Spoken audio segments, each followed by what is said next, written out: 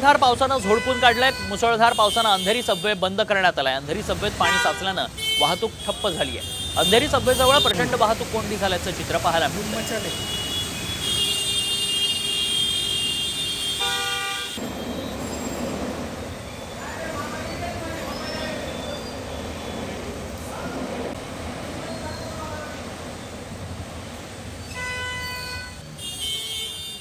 Andheri Subway पाण्याखाली गेल्याचं पाहायला मिळतं। अंधेरी सबवेत पाणी झालंय, त्यामुळे वाहतूक ठप्प झाली आहे। मुंबईलाही मुसळधार पावसाचा फटका बसला। गेले काही दिवस पावसाचा जोर ओसरला होता, कडकडीत ऊन पडत होतं, त्यामुळे मुंबईकर जणू पाऊस विसरला होता। अखेर आज पुन्हा एकदा मुसळधार पावसानं मुंबईला झोडपून काढलाय आणि त्यानंतर अंधेरी सबवे पुन्हा एकदा पाण्याखाली गेल्याचं चित्र आहे। त्यामुळे वाहतूक कोंडी झाली आहे।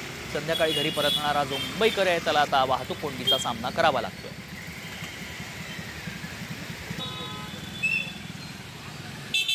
ठाणे शहराला देखील मुसळधार पावसाचा फटका बसलाय।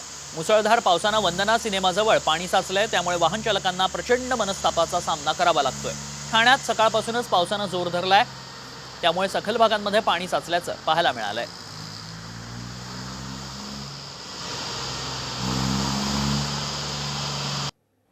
नाशिकमध्ये कालपासूनच पाऊस सुरू झालाय। पावसामुळे गोदावरी नदीच्या पाणी पातळीत वाढ झाली आहे। रामकुंड परिसरातल्या अनेक मंदिरांना पुन्हा एकदा पाण्याचा वेढा पडलाय। गंगापूर बरोबरच दारणा धरणातून पाण्याचा विसर्ग सुरू आहे, त्यामुळे नदीकाठच्या नागरिकांना सतर्कतेचा इशारा देण्यात आलाय।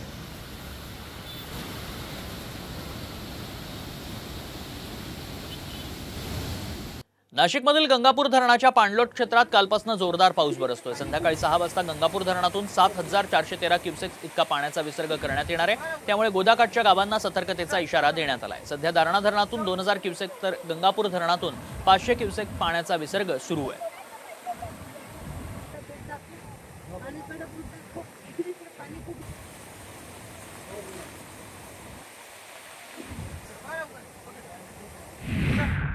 बातमी नंदुरबारमधनं बघूयात। नंदुरबारमध्ये मुसळधार पावसाला सुरुवात झाली आहे। अंकलेश्वर बरहानपूर मार्गावर पाणी साचलंय।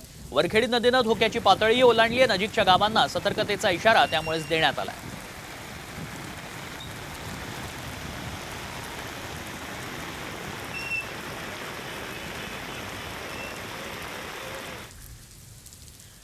संभाजीनगर जिल्ह्यात मागील 3 दिवसापासून पावसाची जोरदार हजेरी पाहायला मिळते। सोयगाव तालुक्यातल्या कालदरी परिसरात मुसळधार पाऊस बरसल्यानं डोंगर भागातील नाल्यांना पूर आलाय आणि त्यामुळे शेतात असणारा बांध फुटला।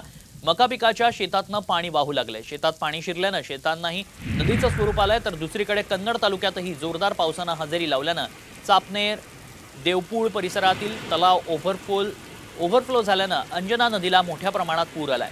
पुलावरनं पाणी वाहत असल्यानं शेतकऱ्यांना थांबावं लागलं होतं। दरम्यान जिल्ह्यात झालेल्या मुसळधार पावसानं अनेक ठिकाणी शेतकऱ्यांची पिकं आडवी झाल्यानं मोठं नुकसान झालंय।